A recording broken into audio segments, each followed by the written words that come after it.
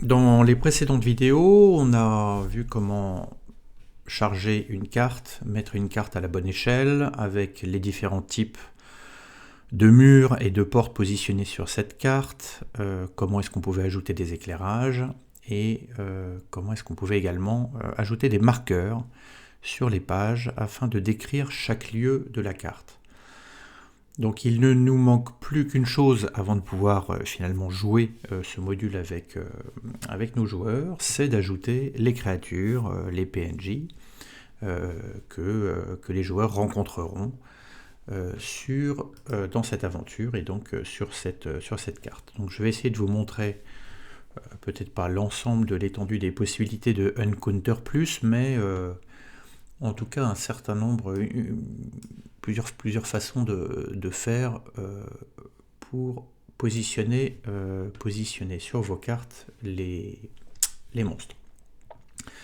Donc on va repartir de notre module Citadelle des Ténèbres. On va prendre la carte sur laquelle nous avons positionné la dernière fois les marqueurs, voilà, qui était cette carte, la Citadelle. Je la charge à l'écran, tac. C'est une carte qui est assez grande, hein. Vous voyez que c'est un donjon assez important, et on avait travaillé sur cette zone ici. On va revenir globalement ici. Alors vous voyez que j'ai continué à positionner les différents marqueurs. On va commencer par exemple avec cette zone ici, la zone 5, donc je vais afficher quel est le descriptif. Voilà, je vais le mettre ici, globalement de cette zone. Et on voit que, à cet emplacement, il y a, si quelqu'un entre dans cette pièce, il y a 3 squelettes. Donc on va charger, préparer notre carte en chargeant les 3 squelettes dans cette pièce. Alors plusieurs façons de faire. La première, c'est lorsque j'ai un texte avec une description et un lien. Vous voyez qu'ici j'ai un lien pour les squelettes, je peux tout simplement cliquer ici sur le lien. Ça va afficher la fiche correspondante dans le compendium, en l'occurrence la fiche du squelette. Et je peux venir cliquer ici sur les 3 petits points et faire charger. Et si je fais ici charger, vous voyez qu'ici, il est venu m'ajouter un token, un pion, correspondant à ce monstre. Donc je peux le faire plusieurs fois, hein, puisqu'il y a 3 squelettes. Voilà. Si je le fais 3 fois, vous voyez qu'il m'a ajouté ici 3 squelettes. Je peux ensuite, lorsque je suis sur ma carte, je peux venir prendre mes squelettes et les positionner, si je fais un zoom, voilà, les positionner dans cette pièce.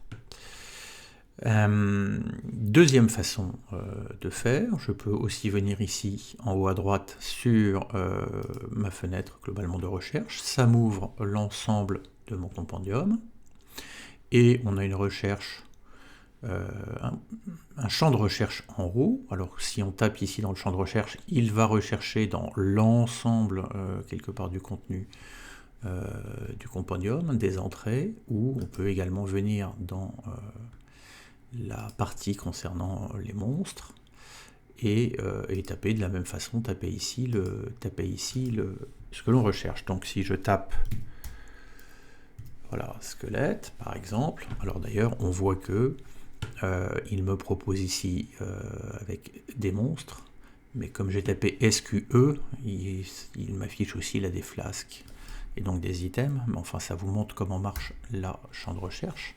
Si je mets SQUEL, voilà, la recherche a été réduite, et je peux donc venir ici, de la même façon, j'ai un squelette, et si je clique ici sur la flèche, tac, voilà, il m'a ajouté le monstre sur la carte. Donc c'est une autre façon de faire, hein. On peut à tout moment venir ici dans la fenêtre de recherche et aller chercher quelque chose dans le compendium pour le charger quelque part sur la carte. On peut également, si on a déjà chargé sur la carte un token d'un monstre et que l'on souhaite en avoir plusieurs, eh bien on peut venir cliquer sur un token avec le bouton droit, et vous voyez qu'il y a un champ ici qui s'appelle copie, et si je clique sur copie, hop, il est venu ici me créer une copie de ce token, et je peux évidemment répéter ça, et donc je peux également de cette façon-là, copier un certain nombre de tokens. Ça les copie avec l'ensemble de leurs caractéristiques. Et vous pouvez du coup déplacer ensuite ces tokens et les positionner là où vous souhaitez les ajouter sur votre carte. Un point important, quel que soit, vous voyez qu'ici on était sur la couche token, ce qui est la couche sur laquelle on souhaite que soit positionné l'ensemble des figurines, finalement, des tokens.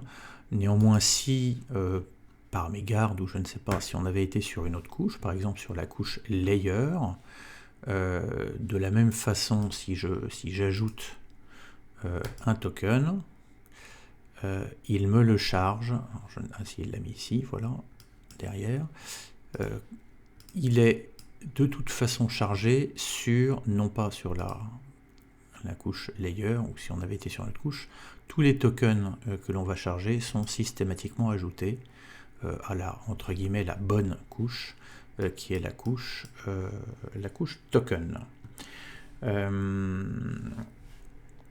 Alors, là on en a beaucoup, on voulait en charger 3, alors je vais vous montrer un autre... Une autre façon pour supprimer ou sélectionner plusieurs tokens. Donc, si je veux supprimer ce token, là on a vu comment le copier, je peux également faire delete, et vous voyez que je peux ainsi supprimer évidemment les tokens. Donc c'est facile d'ajouter des tokens sur la carte, c'est également facile de les supprimer. Vous avez ici un outil de multisélection également, où vous pouvez encadrer un certain nombre de tokens. Alors vous pourriez très bien faire une sélection très large globalement sur la carte.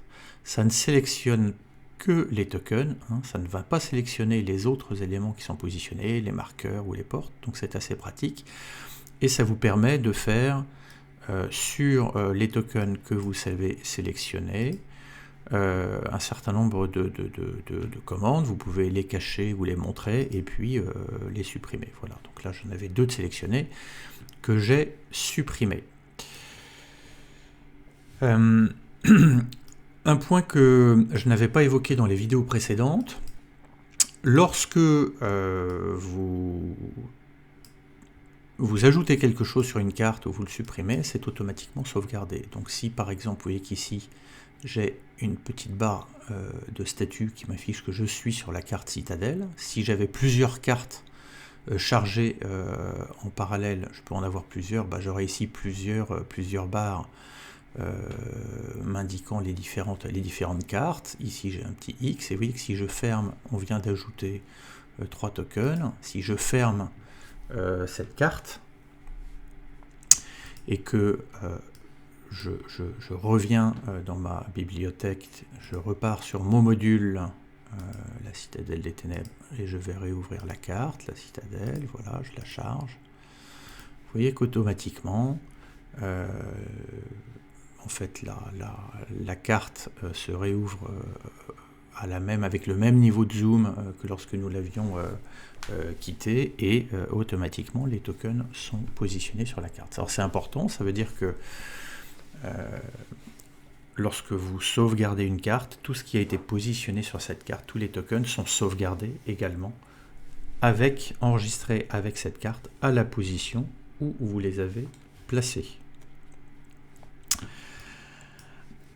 Alors, qu'est-ce que l'on peut faire d'autre quand on clique dans le menu associé à un token? Alors, on a vu qu'on pouvait copier, qu'on pouvait supprimer. Enter Combat, c'est lorsque l'on souhaite déclencher ou faire rentrer cet adversaire dans le combat, dans l'initiative. On verra ça dans une prochaine vidéo. Et puis, on peut, vous voyez que là, j'ai un bouton Unhide, qui veut dire montrer. C'est-à-dire qu'en fait, ce token, pour le moment, il est caché. C'est-à-dire que quand j'ai chargé le token sur la carte, en fait, il n'est pas visible pour les joueurs. Il est par défaut caché. C'est un choix que j'ai fait. Je vais vous montrer ça tout à l'heure. Je vais juste, pour vous montrer ça, je vais prendre mettons un token d'un joueur cette fois-ci. Et donc vous voyez qu'ici j'ai montré, ce qui veut dire que mon token là est caché, ce qui veut dire que si je me mets en mode joueur pour avoir la vue de ce que voient mes joueurs, si je clique dessus, ah oui, alors comme mon joueur, ce personnage n'a pas de vision et que ma carte est dans le noir et qu'il n'y a pas de lumière, voilà, pour le moment, pour le principe, je vais la passer en lumière pleine. Voilà, on va dire que la carte est complètement éclairée. Et donc si je regarde, si je me mets en vue joueur, vous voyez que mon joueur est dans une pièce, il ne voit pas au-delà des murs, et il ne voit pas le token du squelette qui est là, voilà, puisque ce token est en fait caché. Si je fais clic droit et que ici je fais unhide, tac, vous voyez qu'il a changé de couleur, il a pris ses couleurs originales, et donc la vue du joueur, là effectivement, ça devient un monstre visible, ou un PNJ, si c'était un PNJ, visible par mes joueurs, pour mes joueurs. Donc on peut très facilement charger des tokens sur la carte, les supprimer, les copier, les montrer ou les cacher. Ici, vous avez à droite dans la barre d'outils un aimant. Vous voyez que là, les bouts de l'aimant ne sont pas affichés en blanc, ou là ils sont affichés. Là l'aimant est activé. Lorsque l'aimant est activé, cela veut dire que le placement des tokens sur la carte respecte la grille. Alors là la grille correspond à peu près aux cases telles qu'elles sont dessinées. Ma grille n'est pas affichée, mais vous voyez, si je viens ici dans les options, je vais afficher ma grille et puis on va mettre une couleur un peu plus forte pour que voilà. Donc voilà la grille telle que je l'ai définie, chaque case faisant 1,50 m de côté. L'aimant étant activé, ça veut dire que quand je place ou quand je déplace un token, il se déplace nécessairement à l'intérieur d'une case. Je ne peux pas positionner un token à cheval, vous voyez, sur une case, automatiquement. Encounter Plus va me repositionner le token dans une case. D'accord. Donc lorsque l'aimant est activé, tout déplacement se fait en respectant les cases. Si je désactive l'aimant, je peux positionner un token de façon beaucoup plus précise, sans avoir quelque part ma grille aimantée. Voilà, donc ça c'est intéressant également à savoir. On va changer, hein, je vais enlever ma grille puisque je n'en ai pas besoin à ce stade. On va aller regarder une autre zone. Par exemple ici, je vais venir ici dans ma zone 15, tiens, je vais déplacer mon token.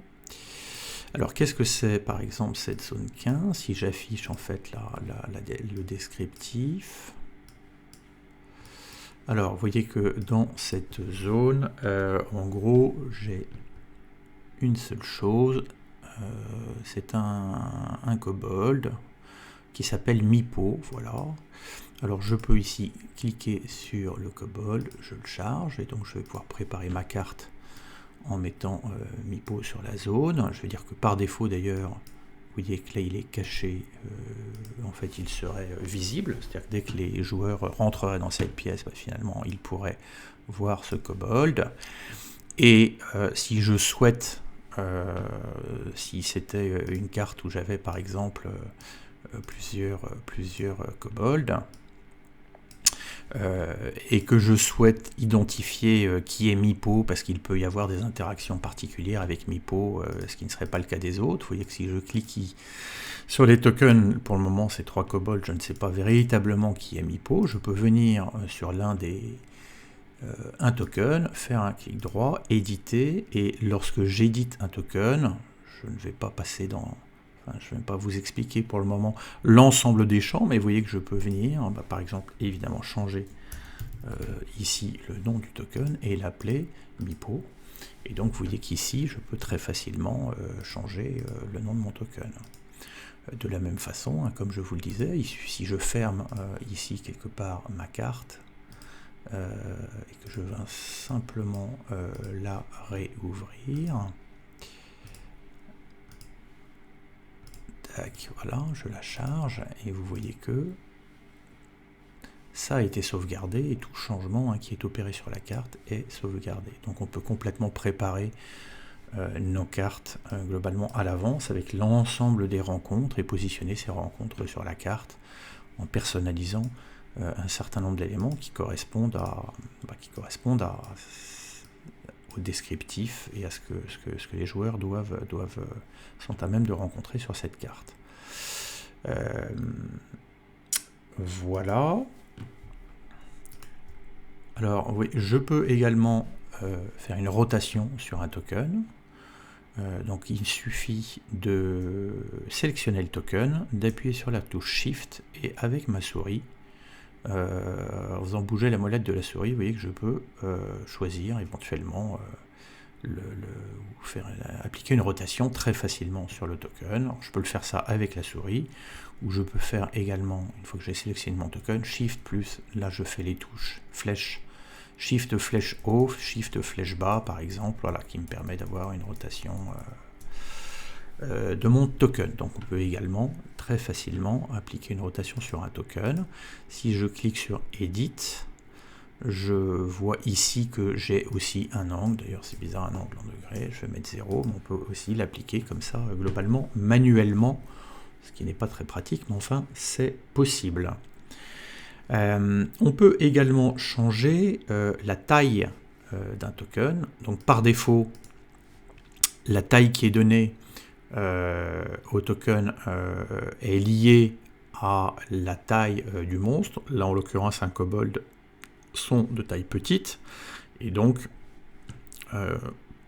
la taille du token est celle-ci pour un token taille petite, mais je peux très bien considérer que, je ne sais pas, mon Meepo est plus costaud que les autres kobolds, et je souhaiterais que, vous voyez, là je vais augmenter l'échelle par exemple de son token. Alors si je mets un virgule, ça va peut-être faire beaucoup, et vous voyez que voilà, le token de Meepo est plus important, plus gros que le token des autres. Donc je peux également ici venir changer le champ Scale, en fait l'échelle, la taille du token. Si on était sur un monstre qui a une capacité qui peut voler, je peux aussi venir positionner ici, dire que, je ne sais pas, il est à 5 mètres, l'unité de notre carte étant le mètre, il est à 5 mètres de hauteur, et en fait ça serait matérialisé pour représenter une créature qui serait en vol, ou en tout cas en altitude. Voilà, c'est représenté ici. Si vous rentrez un champ dans la partie élévation, vous voyez que là, je considère que ce token est à une hauteur de 5 mètres. Voilà, donc on peut également donner cette information-là.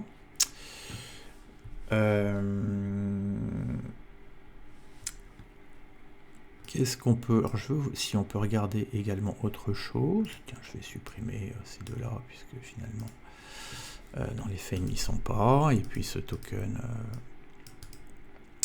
je vais... ah oui. Alors évidemment, quand vous êtes également sur un token, une fois que vous avez chargé, vous pouvez afficher ici les références du token. Et donc vous voyez que je peux afficher en fait la fiche, ce qui peut être pratique durant un combat ou en préparation d'un combat. C'est-à-dire vos joueurs rentrent et vous avez la fiche quelque part descriptive de ce monstre, et donc vous pouvez voir voilà, quels sont ses traits, quelles sont ses actions, quelles sont ses caractéristiques, un descriptif si vous avez rentré un descriptif, ses points de vie, sa classe d'armure, etc. L'ensemble des éléments. On va regarder un point ici. Je vais double-cliquer, j'ai placé mon jeton. Alors, ici, dans cette pièce 21, et je crois qu'il y avait une particularité qui va nous permettre de montrer un autre élément. Donc en fait, on a ici useDrail, qui est une Chieftain Kobold. Donc je vais cliquer sur useDrail et je vais charger donc ce token. Je vais le décacher, voilà. Donc qui sera assis, ça c'est un trône, qui sera assis je crois sur le trône. Alors c'est un kobold, mais c'est un kobold un peu particulier avec des capacités d'incantation, etc. Donc j'ai créé une fiche de monstre décrivant ce personnage. Et puis j'ai deux kobolds. Alors là par contre c'est des kobolds standards, c'est-à-dire qu'ils ont 2d6 moins 2 points de vie, 5 points de vie, mais on me dit que là ce sont des kobolds d'élite et qu'ils sont chacun dotés de 7 points de vie qui montent la garde à côté du Usedale. Donc on va charger ces kobolds. Alors, je vais charger la fiche pour le moment de un seul, qui est celui-là par exemple. Je vais le décacher. Et je veux indiquer que c'est un kobold d'élite, puisqu'on me dit ça, et qu'il a 7 points de vie. Donc je vais éditer en fait ce token, et je vais dire que ce token, je descends tout en bas, je vois points de vie, je peux changer potentiellement le maximum, et je vois les points de vie courants actuels qu'il a. Donc je veux dire qu'il a 7 points de vie, et je vais changer son nom en mettant kobold d'élite par exemple. Voilà, je le sauvegarde. Et donc vous voyez que là j'ai un kobold d'élite. J'ai indiqué qu'il avait 7 points de vie. Si je reviens sur Edit, vous voyez que je descends, je vois qu'il a 7 points de vie. Et donc, je vais le copier, puisqu'il y en a deux. Voilà, je vais en mettre un ici, un ici. Et donc j'ai ici adapté finalement un token en venant modifier directement les éléments sans avoir eu à modifier la fiche ou à créer une fiche spécifique pour ce kobold d'élite dans mon compendium. Je prends la fiche standard du kobold et je viens ici au niveau du token simplement modifier quelques caractéristiques. Alors évidemment on ne peut pas au niveau d'un token venir modifier l'ensemble des caractéristiques d'un monstre. Donc si vraiment c'est un monstre comme ici useDrail qui a des caractéristiques véritablement un peu particulières, il faut créer une fiche dans le compendium. Voilà.